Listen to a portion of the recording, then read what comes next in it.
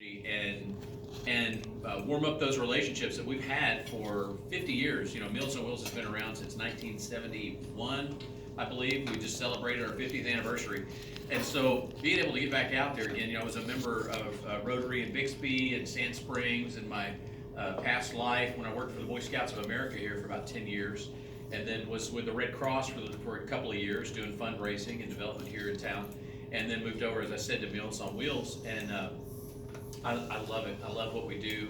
And just like so many of you, when you get involved in Rotary for the first time, or any organization you get in touch with, if you're really investing in yourself, your eyes are probably amazed at everything that organization does. And it was certainly the case for me when I joined Meals on Wheels. And so I'm very grateful to Stan, to Susie for reaching out and for keeping the conversation going from last fall about coming back and really talking about the Meals on Wheels program. So you guys are the Will Rogers Club, and so I thought it appropriate to offer a little, connection to the Cherokee heritage there. The club's the CEO, Will Rogers Rotary Club.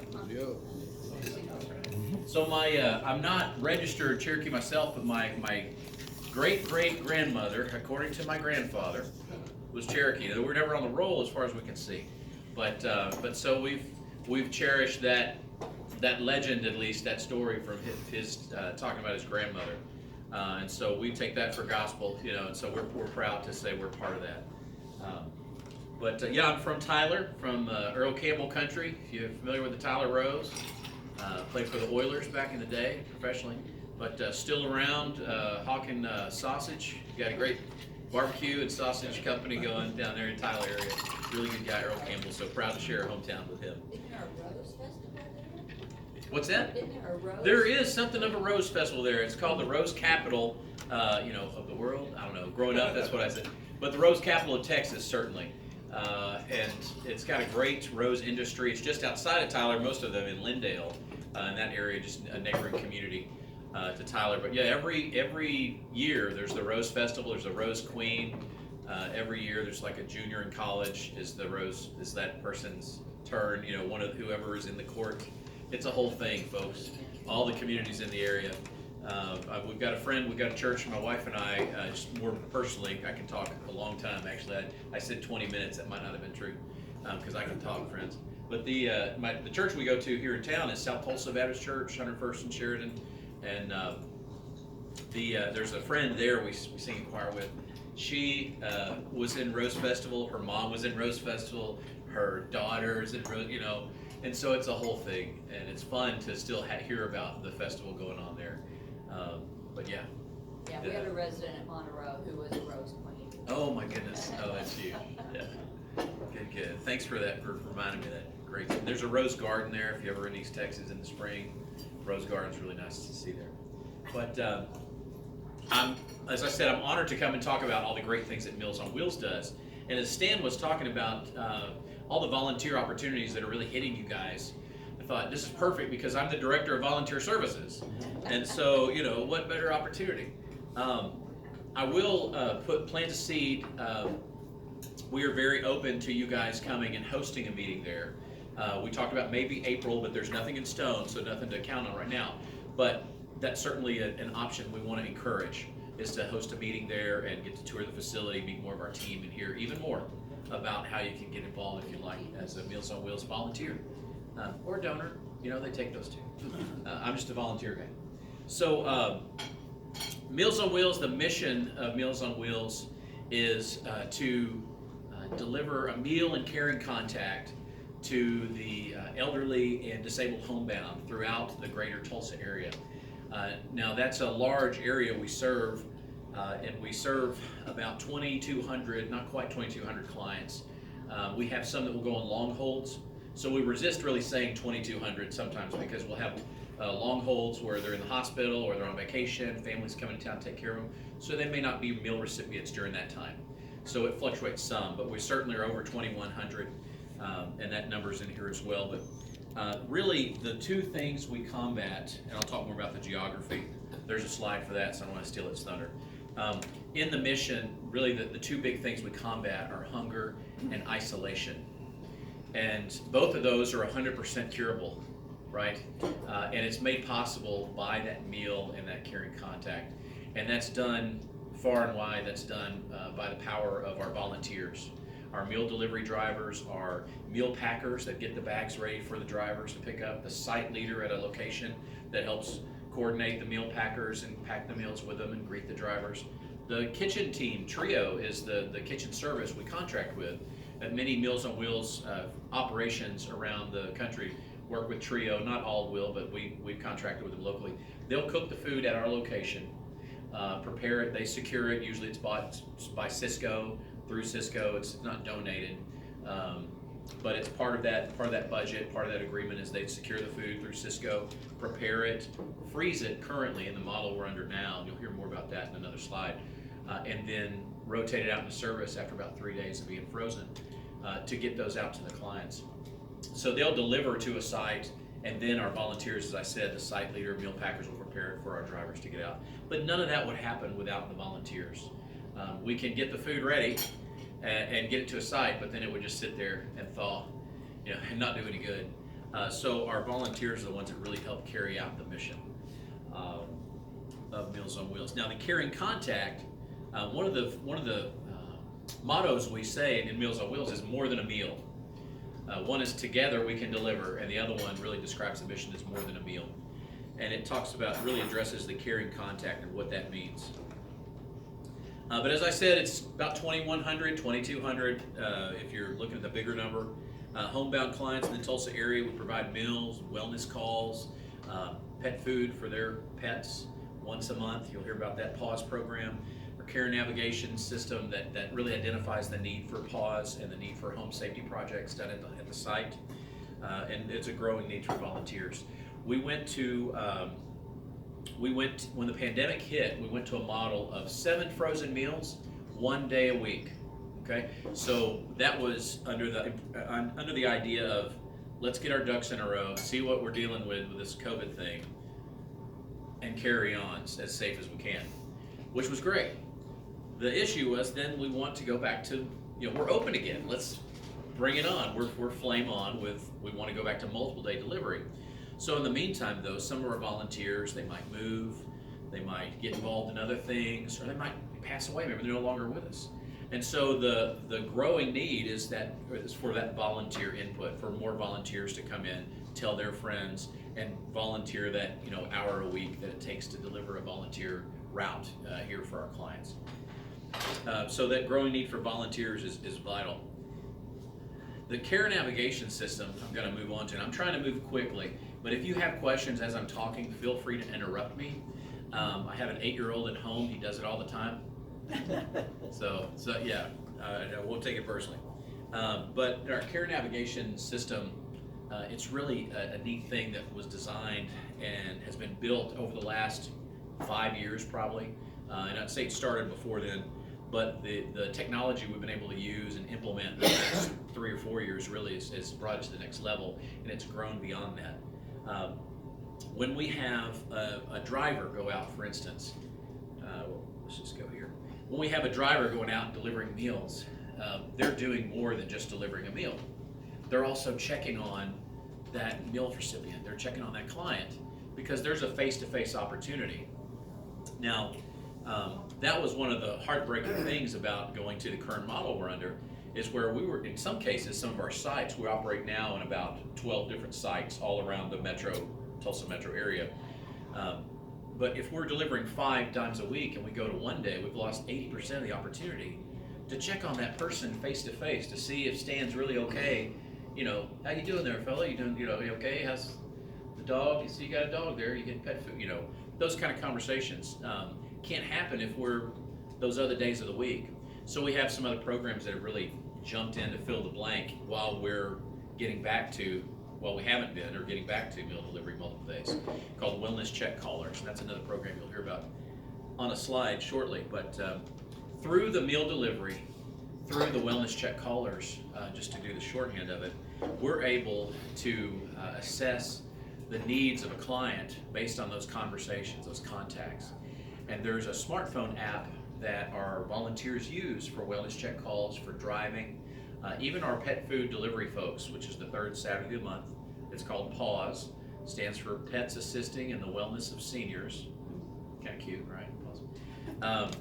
But all three of those programs that we offer use the smartphone app, the Serve Tracker mobile meals app.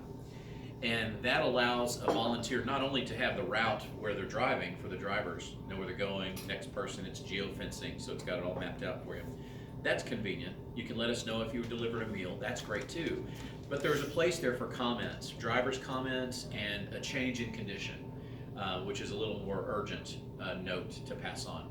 So there are places in that smartphone app where through technology we can get the word right away from the field to our office, if you will, to the care navigation team, to Susan and Brittany and Colleen, who's the head of the care coordinators that work with all of our clients. We have, for all of those, each one has about 500 clients right now, there's 4 of them. So there's about a little over 500 clients that they touch base with, if you're looking at it like an accounts management kind of thing. But assessing the comments from our drivers every day, from our wellness check callers each week, and then identifying, oh, they mentioned something about pets. Well, this client's not on our pause program. Maybe there's an opportunity there to meet a need that we did not know about previously. Or if a comment may come back about the rotting wood around a window AC unit. Well, there's a home safety project waiting to happen that we weren't aware of. And so we can go in with a team then in our home safety program, schedule a team of volunteers to go in and rebuild the window frame about that AC unit, maybe replace the unit, based on the condition of the unit. But we're aware of the needs through our volunteers. Another way that we do find out about some of those needs are the care navigation team, some of the staff, but really the hands and feet of our mission are carried out by volunteers.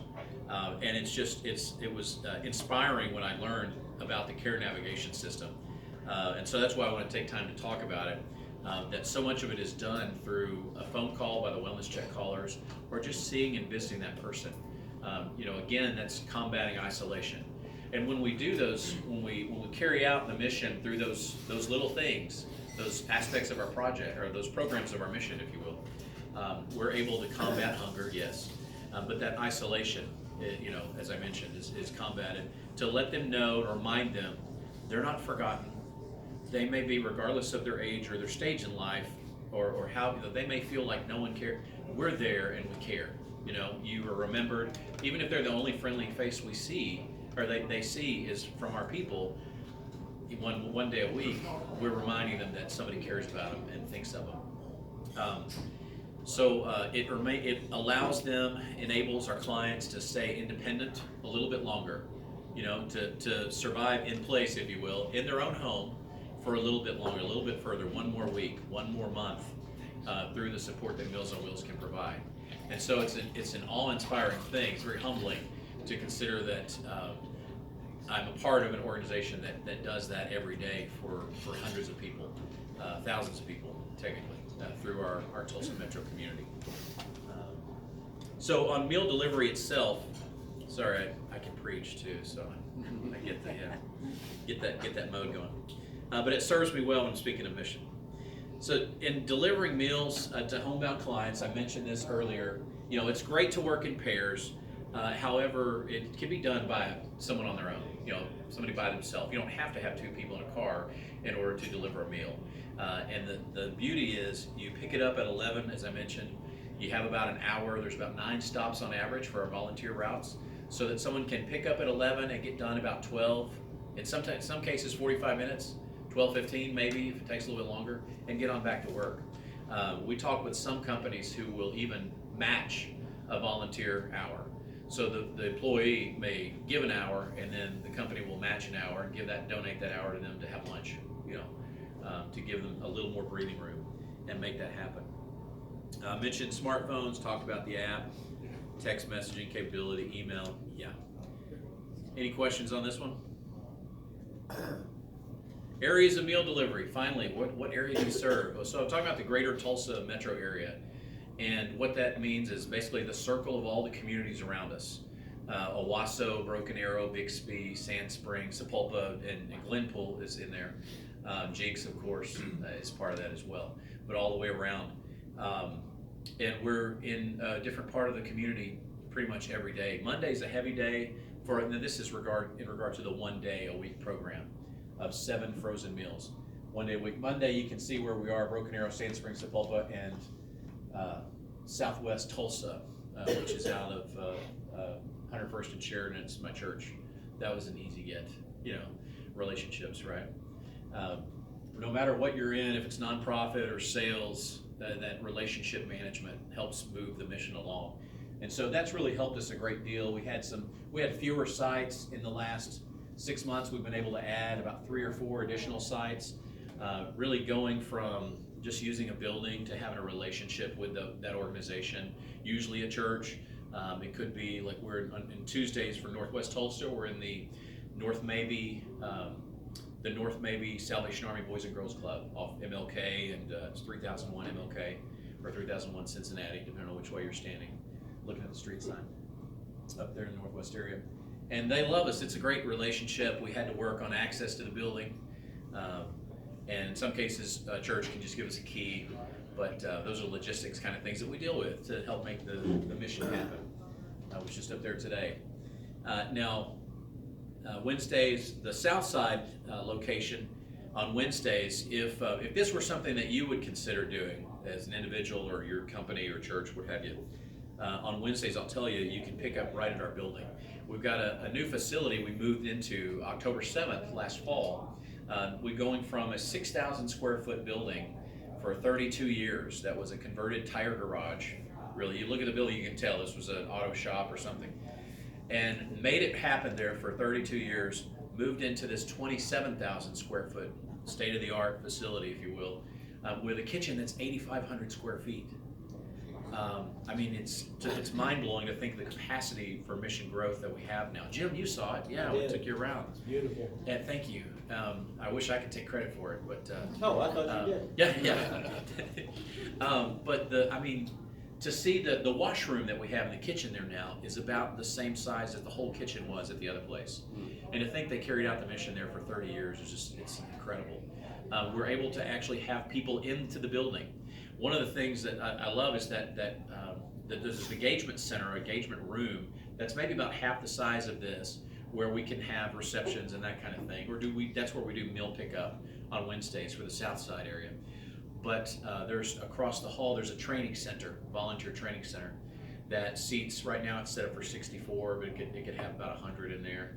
It's really 98, just don't tell the fire marshal if a couple more people show up. But that was a joke, sorry. You don't have to laugh at them all, my wife doesn't. That's fine. But we can have a large group there, and so having a number of people that we can have congregate training in a space where that was unimaginable before. The one conference room we had, the old building, had been chopped up years ago for more cubicle workspace.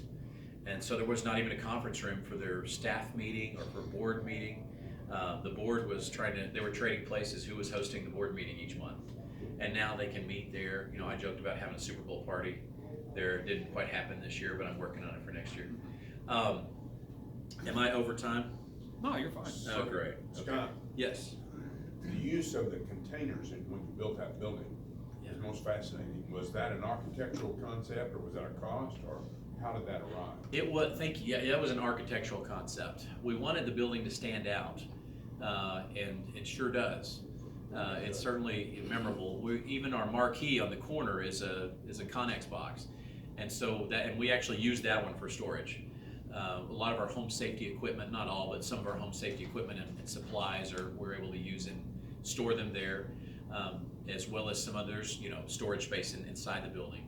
The one sticking out that faces 51st Street, that's like a second story looking Connex box, that's a lot of electrical is up there. We don't use that for offices. I kind of joked when we were looking at the building before it was finished to imagine, who are we putting in timeout up there? It's the room with the view.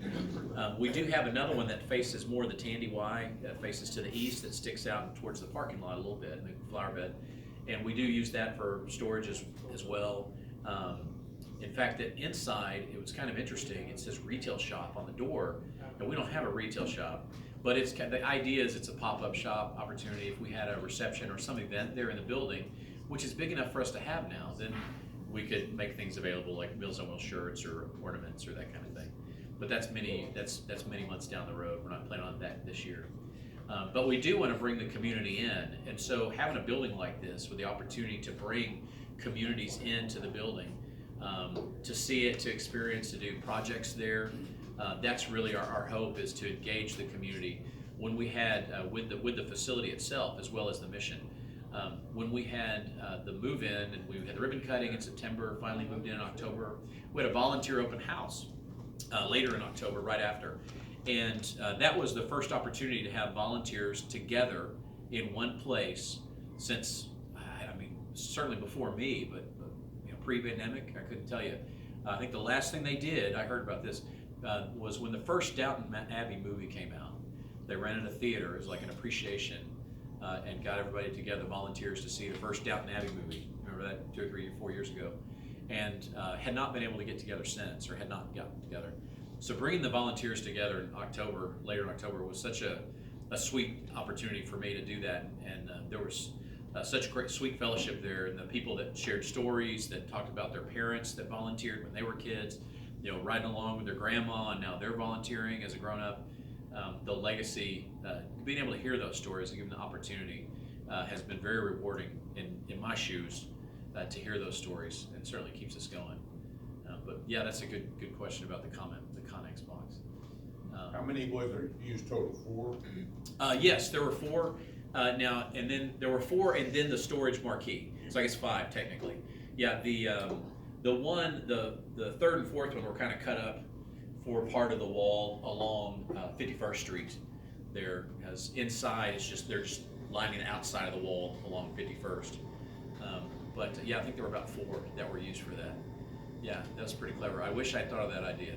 But yeah, but good stuff. Good questions. So wellness check calls. I mentioned this earlier. We talked about meal delivery. Our wellness check caller can serve in their slippers at home, in their PJs. Can do this at home, at work, anywhere, because it's a phone call. You log in on the app, the smartphone app, see the route or the list of people you're calling that day, and when you're assigned to a wellness call route, hit the phone, call them, boom, how are you doing, how's things going? There's some suggested questions, but you're really just visiting with that client and seeing how they're doing, checking in on them. It is very, just like it says, it's a wellness check. And then you enter if there's a situation or how they're doing that we need to know, something we can identify, report back concerns on the app. Pet food delivery, and I've seen that wellness check caller program not going away, because it's another tool that we can use even when we're back to 5-day delivery. It's another tool we can use to continue to engage that client. Pet food delivery, I talked about the Pause program. That's on the 3rd Saturday of every month. On the Wednesday and Thursday before leading up to that Saturday, there's at the 26th and Harvard Southern Ag, that store, we have volunteers will come by and pick up their big 40-pound dog food bags or cat food bags and take them home and sort them in smaller bags for their clients to be able to handle. And then on that 3rd Saturday, like 9 to noon, they have that time to deliver on their route. They log into the smartphone and find the route they're going to, and that's once a month. And if you'd like to do that, there's certainly opportunity. Yes, ma'am. Is that donated by Southern Ag? Good question. No, we do purchase it, but they do give us a cost. They do a discounted rate, if you will. You might check with Dog Dish at 20-something in Harvard as well. Okay, Dog Dish, gotcha. Yes, they are. Excellent, good to know. Thank you. Yeah, Dog Dish, okay. Don't let me forget that, Stan. Dog Dish. All right. Sophie, who's over Pause program, will like knowing that. So, questions on that? It's a good thing to get involved in once a month. You just have to be able to go by that Wednesday or Thursday to pick up the food before. But that's on a Saturday. One of the few Saturday programs we have is Pause. Most of the programs we do, meal delivery especially, are Monday through Friday, in that 11 to 1 time window, essentially. The home safety program, there's a second Saturday of the month where there's Home Safety Saturday, but those are also carried out during the week. Maybe mowing a lawn, clearing brush from a yard, possibly doing the window frame repair, like I mentioned, the AC unit, installing a doorbell, a smoke alarm, a grab bar in the shower, that kind of thing for our clients once those needs are assessed. One of the things I like to talk about that we do is our ramp builds. And you may have seen it on the news last couple weeks ago. Nathan Hale High School, the wood shop there, wood class, really helped us out a great deal by framing out several of the ramps that we can then install later. You know, we did that in the fall with them, and really get those ready to go out when we have a team that can come build a ramp and put it together, and we have those needs lined up. We can send the teams out right away because of the work that the Nathan Hale scholars did. But it's, you know, something you and I take for granted, going out to check the mail or picking up the paper if you get it. That can be, it's another way to keep them independent a little bit longer in their homes, you know, that they're familiar with and love and want to stay in their neighborhood. So long as it's not on glare ice. What's that? So long as it's not on glare ice. That's what did my dad in just about. Oh. When we had a massive ice storm. Oh, yeah. Walking out to get the neighbor's paper. Yeah, you gotta be careful of ice, that's right. That was the beginning of his end. Oh, dear, yeah. Yeah, that's not good. In fact, that gives me an opportunity to talk about St. Bernard drivers. You may have seen my mug on TV the early February. We had the icy weather, remember those days? Yeah, we had about 3 days. We had 3 school days called off. I couldn't, anyway. Again, because we have an 8-year-old at home. I digress. When the icy road conditions come, you know, we deliver Monday through Friday, rain, sleet, or snow, and if we do have icy road conditions and delivery is deemed unsafe that day, then we contact the clients that are expecting delivery that day through our care navigation team, all of our client care coordinators that divvy up the list, the whole team, and we'll call and make sure people have a blizzard box to be ready for, you know, it's a 7-day shelf-stable food source. It's a box of dry goods. There may be a bag of tuna, you know, rip open and you have it. Fruit cups, you know, cheese and crackers, some Vienna sausage. Well, not lately Vienna sausage, but that kind of thing. Yeah, you get it. Yeah, maybe a cookie, you know, make them feel there's some dessert. But it's that shelf-stable food source that'll get them through 7 days so they can be okay till the next delivery comes.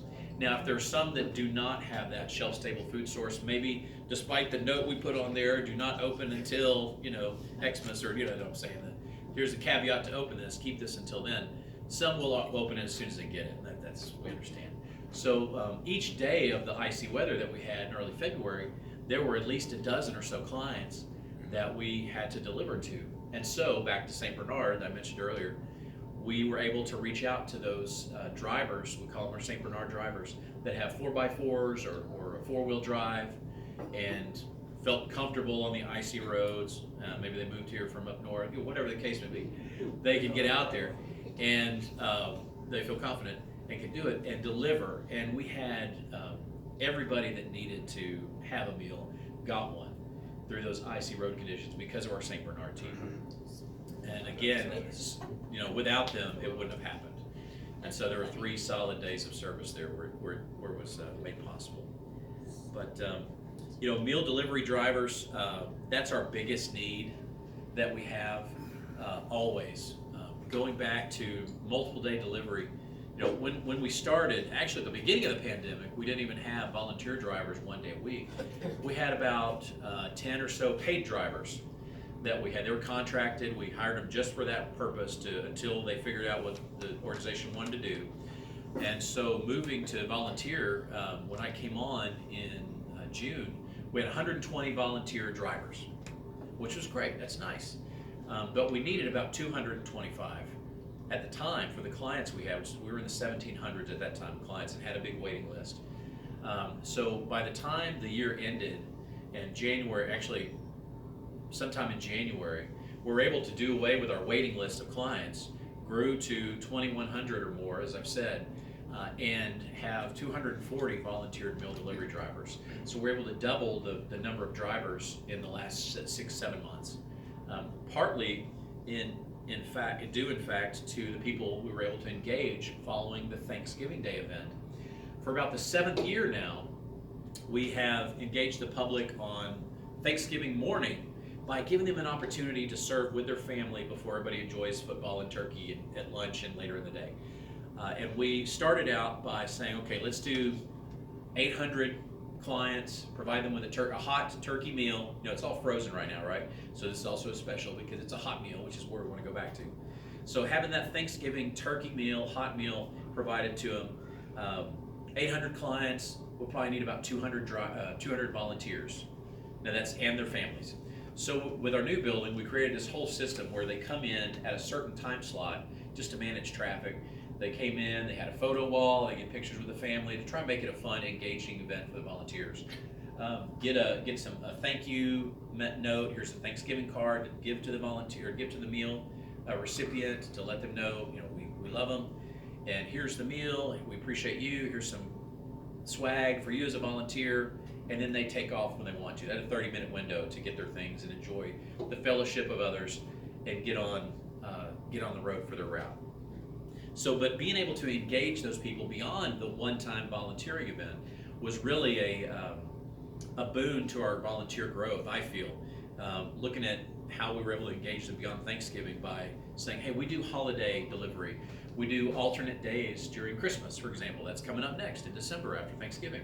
You know, we don't deliver on Christmas and New Year, so we're delivering on the day before, and we have to shift these other days. So they were able and willing, a lot of them, to substitute drive and be sub-drivers. Some of them St. Bernard drivers.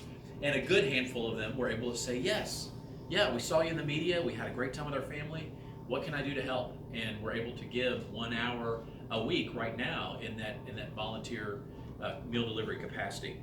So that was a big blessing. So being able to see that, what we're able to do there and engaging them following that one-day event, I'm looking at doing service opportunities like that, maybe to a smaller extent because of the history behind this one. The others may not be quite as big in the beginning. But like say spring break, I'm engaging TPS and Jinx families, putting it out to Union and BA as well, at least, to give them an opportunity Tuesday, Wednesday, Thursday during spring break to volunteer with their family and deliver a meal. Now that's as a way to engage the students, yes, but also to get to the parents, right, who may have the opportunity to do that on a regular basis. So that's one of the strategies for growth I have, as well as dealing with, I see the time. Yeah, as well as dealing with some of the other organizations like churches and then congregations, yes. I just want to thank you guys because the Tulsa Day Center, you serve some of our house clients. Yes. At Hudson Village, our apartment complex, and we have like 17 different scattered sites and apartment complexes all over the city. And I'm almost positive just about every single one of them receives a meal from Meals on Wheels.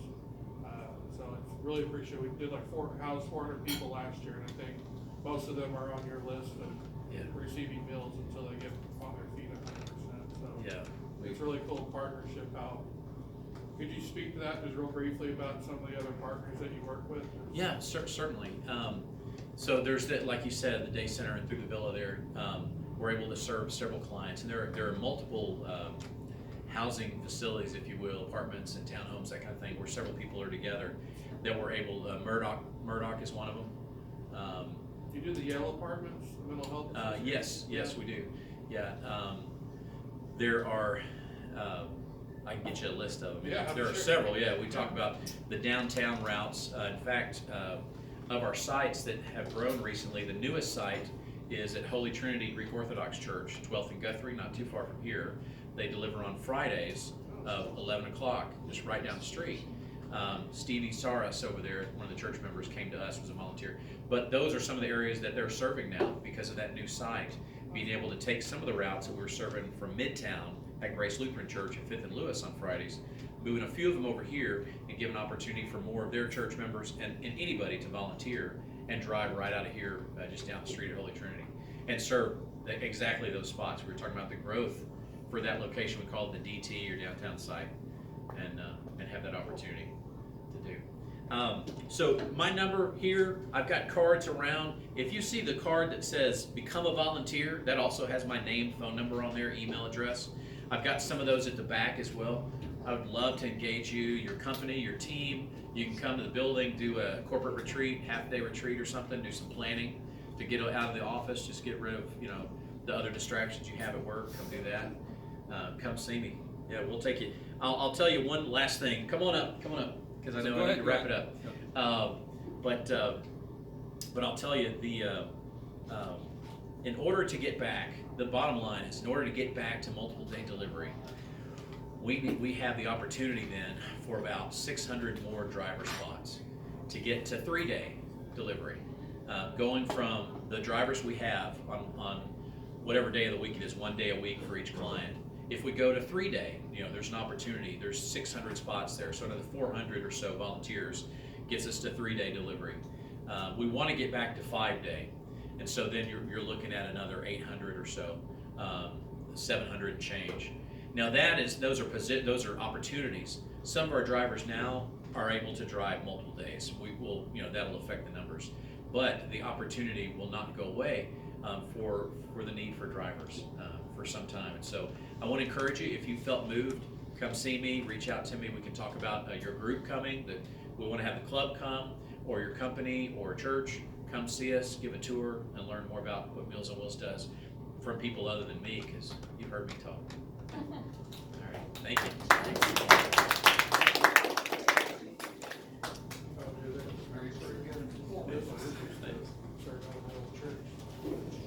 Very good and very informative talk there, Scott. Thank you for taking the time out of your day to come talk to us. Let's see, your Sergeant at Arms. Do we have the basket?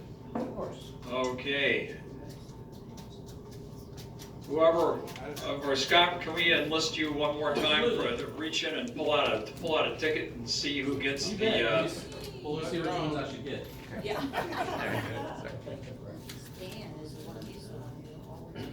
Just one? Just one. No cheating. 408 5512. Hey! Way to go, Tom. Okay. Well done. Good job. You bet. Any other announcements, Secretary? Madam Secretary? Please socialize a bit, so we can call this a social, and have some king cake. Absolutely, absolutely. And laissez les And if you faire, go to whatever you Oklahoma say. picture, I brought Oklahoma. Oh yeah, Oklahoma. Yes, Evan is doing this project called the Oklahoma Project, and he'll make you. He even made somebody as ugly as me look great. So, anyway, shall we all rise as we're able for the four-way test? The four-way test of things we think, say, or do. Is it the truth? Is it fair to all concerned? Will it build goodwill and better friendships? Will it be beneficial to all concerned? Did you say that you thought the finances were okay right now? Well, I thought they were. Can we buy a new sign? Yeah, but that's a problem. That's kind of, listen, I've been working on. I will donate it. No, I've been working on trying to replace that one to get our image correct. I'll donate. And yeah, they're making a big thing of this now, district, about getting the correct image. I know, I saw that. So anyway, that's what's happening with that. But Rotarians, thank you all for coming out, and let's be extra careful out there as we move forward. Ding. There. Hey, how are you? Good to meet you. Yeah, I know John Manavir and Tara and Colleen. We're all our parents. Oh, okay. Okay. Yeah. Oh, that's right. She moved, didn't she? I forgot about that. Yeah, we're